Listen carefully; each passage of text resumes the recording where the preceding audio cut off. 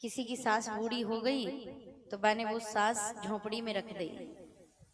कि ये तो पक्को घर है भाई, अब तो टाइल्स लग रही है,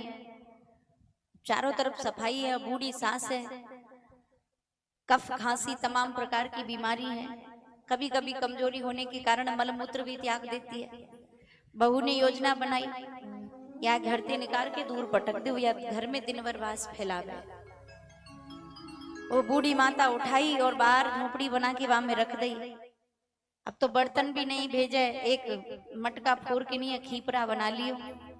अब बई में चाय दूध रोटी दलिया जो कछु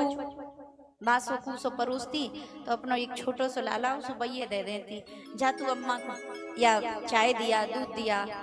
दलिया दिया। तो वो रोज देखे वो एक दिन अम्मा जय सीताराम है गई मर गई,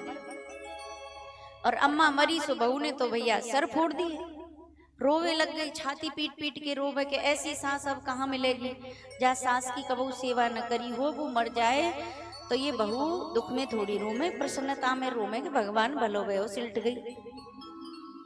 बड़ी परेशान कर रही।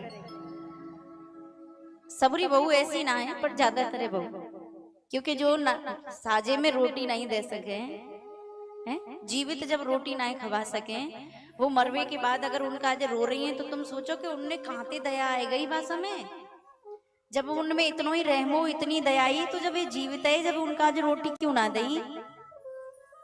जब क्यों नहीं जमाए वे,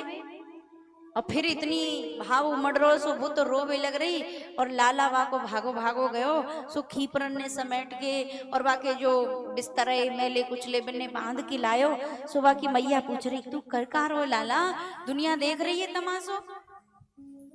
अरे यहाँ तो तेरी दादी मर गई सब रो रहे, तू रोए झूठे मूठे कोई रोए या सामाने कई ढोरोए, माने कई मैया मैं जालिए ढोरो कि कछु दिना बाद में तुम बूढ़ी होगी मेरो ब्याह आवेगो,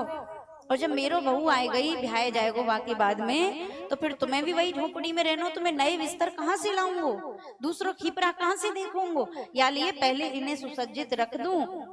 बहू सर अपना कर्म फोड़ने लगी कि मैंने जी कौन सी चूक कर दी, लेकिन अब पछताई होत का जब चुड़िया चुग गई खेत।